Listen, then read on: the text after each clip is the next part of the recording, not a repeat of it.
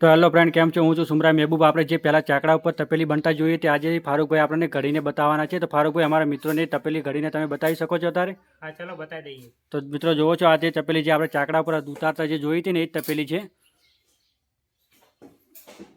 અચ્છા, પહેલાં આ રીતનું કટિંગ કરવામાં આવે છે એમ ને? હા, કટિંગ કરવામાં આવે. બહુ સરસ.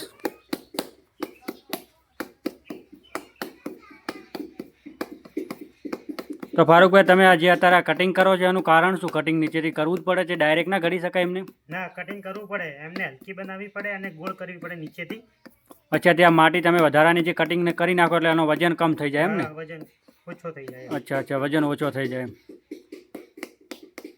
તો મિત્રો, વિડીયો પસંદ આવે તો લાઇક અને શેર કરવાનું ભૂલતા નહીં, અને ચેનલ ઉપર ના આવે તો ચેનલને સબસ્ક્રાઈબ કરી નાખજો મારા ભાઈ. અચ્છા, અંદર આ રીતની માટી પણ નાખવામાં આવે છે એટલે અંદર જે તમે રાખો છો અંદર ચોટે નહીં એમ ને? હા, ચોટેની અંદર.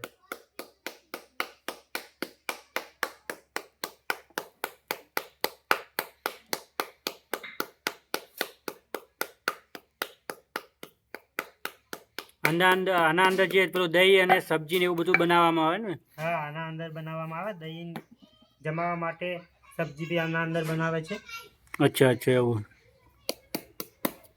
કમસે કમ કેટલા તમે નંગ બનાવી દો દિવસની અંદર? હું 120 થી 130 નંગ બનાવી દઈએ. 100 થી 20 કે 130 સુધી બનાવી દેવું એમ ને? હા, એટલા બનાવી. ડેલીના બનાવો છો? ડેલીના એટલા બનાવી દઈએ. બહુ સરસ. આ તો હોલસેલના ભાવમાં જ જતા હશે ને તમારે બધા? હોલસેલના ભાવમાં જાય. Okay okay. તો મિત્રો, આપણે જોઈ રહ્યા છો અત્યારે તપેલી કમ્પ્લીટ તૈયાર થઈ ગઈ છે બનીને હવે. તો ફારૂકભાઈ, તમે જે અત્યારે બનાવ્યું છે એના માટે તમે બે શબ્દો તમે કહી શકો છો કંઈ અમારા મિત્રોને, કે આના અંદર જો શાક બનાવવામાં કેવો ટેસ્ટ આવે છે એ બધું તમે થોડુંક જણાવો અમારા મિત્રોને. હા, જણાવી દઈએ ને. આની અંદર જો સબ્જી બનાવે સારી બને છે સબ્જી, અને દહીં જમાવાના પણ બહુ સરસ કામ લાગે છે. અચ્છા, અને અંદર દહીં પણ જમાવો છે? દહીં પણ જો મીઠું બનતું છે ગરમીના મોસમમાં? છે મીઠું લાવે. ગરમીના મોસમમાં વધારે જમાવે એમ ને? હા.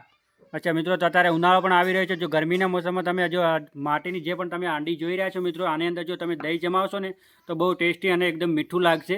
અને જો સબ્જી પણ બનાવશો તો સબ્જી પણ બહુ સારી બનશે. સાચી વાત ને ફારૂકભાઈ? હા, સાચી વાત છે. અચ્છા અચ્છા, અને બીજી આમાં શું શું સબ્જી બનાવવામાં આવે છે? આમાં તમારી ઈચ્છા કે બનાવી શકે, પણ અંદર સબ્જી સારી બને એમ. સબ્જી સારી બને છે એમ? સારી બને. અને આના ઉપર પેલા જે ઢક્કન બનાવવામાં આવે છે એ પણ બનાવતા હશો ને તમે? ઢક્કન પણ બનાવીએ. અચ્છા, એવું છે એમ ને? અને આ ગેસ ઉપર આપણે ઉપયોગ કરી શકીએ કે ચૂલા ઉપર પણ કરી શકીએ? હા, બંને ઉપર કરી શકીએ. બંને ઉપર કરી શકીએ અને ગેસ પર કરી શકીએ. અચ્છા અચ્છા, તો બહુ સારું છે મિત્રો. તો તમે જોઈ રહ્યા છો કે આ કેટલી સરસ મજાની આ પણ તપેલીઓ બનાવી છે. સામે પણ તમે જોઈ શકો છો કેટલા બધા નંગ બનાવેલા છે. કમસે કમ 100 થી 20 કે તો 30 નંગ હોવા જોઈએ. તો ચલો આપણે જોઈએ કે સામે એક બીજા પણ ભાઈ નાનું એક માટલું બનાવે છે. એ પણ કેવી રીતે બનાવે છે સામે તમે જોઈ રહ્યા છો. એ ભાઈને આપણે પણ મળી લઈએ. નામ સાહિલભાઈ, નામ તમારું? હા. તો સાહિલભાઈ, અત્યારે તમે આ શું નાના માટલા બનાવી રહ્યા છો એમ ને? હા, નાના માટલા બનાવી. અચ્છા, તો આપણે હમણાં અત્યારે જોયું ફારૂકભાઈ જે નાનો જે તપેલી બનાવતા હતા કટિંગ કરીને, એ રીતે જ પણ આ નાના માટલા બનાવવામાં આવે છે. હા, એ જ રીતે નીચેથી કટિંગ કરીને વજન ઓછું કરવા માટે એને કટિંગ કરવું પડે અને નીચેથી ગોળ બનાવવામાં આવે છે. આ તો બહુ નાના નથી સાહિલભાઈ માટલા તો? હા, મુહૂર્તમાં જાય છે અને એની અંદર સિંગ પણ શેકે છે. અચ્છા, સિંગ અને ચણા પણ ઓલું છે કે એના માટે જ હોય છે ને ખાસ એના કરીને? માટે હોય છે. અચ્છા અચ્છા, તો મિત્રો તમે જોઈ શકો છો આ પણ વિડીયો. બહુ સરસ. તો આ નાના માટલા તમે કેટલા બનાવો છો દિવસના? 150 થી 200 નંગ બની જાય એક દિવસના. અચ્છા, એવું છે એમ ને? હા. ઉનાળામાં આની અંદર છાશ પણ રાખી શકાય. અચ્છા, આના અંદર છાશ પણ ભરે છે? હા. છાશ બહુ પણ ઠંડી રહેતી હશે ને? હા, ઠંડી છાશ. અચ્છા, તો અમારા મિત્રોને શું કહેવા માગશો તમે આની અંદર છાશ ભરવાનો કે તું બે શબ્દ પણ કહી શકશો? હા, આની અંદર તો એક આપણે જે માટીના વાસણનો ઉપયોગ કરીએ ને તો આપણે કેન્સર નથી થતું. જેમ કે આપણે સ્ટીલના વાસણનો ઉપયોગ કરીએ છીએ એના કરતાં માટીના વાસણનો ઉપયોગ કરવાથી આપણું શરીરને સ્વાસ્થ્ય જળવાઈ રહે છે અને કોઈ પણ કેમિકલ કે એનો કોઈ ઉપયોગ થતો નથી.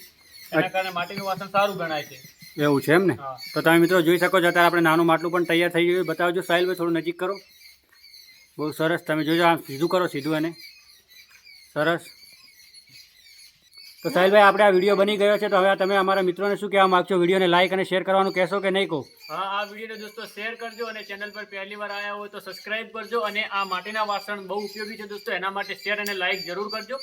ઓકે, તો સાહિલભાઈ જે અત્યારે તમે મિત્રો સાંભળ્યું કે સાહિલભાઈ કીધું છે કે ભાઈ લાઇક અને શેર કરવાનું ભૂલતા નહીં. તો આવા નવા વિડીયો આપણે લઈને ફરી આવશું. ચલો, ઓકે, બાય.